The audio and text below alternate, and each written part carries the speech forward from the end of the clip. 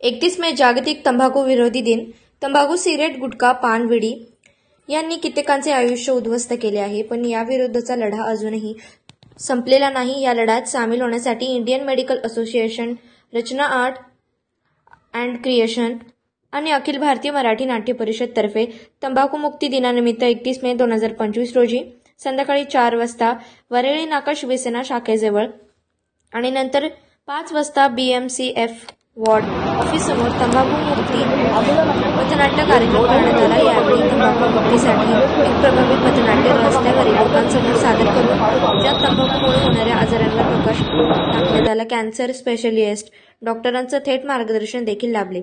पथनाट्याचे लेखक व दिग्दर्शन डॉ. किशोर खुशाले यांनी केले होते। या कार्यक्रमाला उपस्थित असणाऱ्या एका प्रेक्षकाने पथनाट्य पाहून स्वतः तंबाखू सुरुवात समोर रस्त्यांवर फेकून देऊन आपण आजपासून बंद केली असे सांगितले। हे पाहून आयोजक डॉ. खुशाले यांनी तंबाखू मुक्त कार्यक्रमाला खऱ्या अर्थाने यश आले आहे।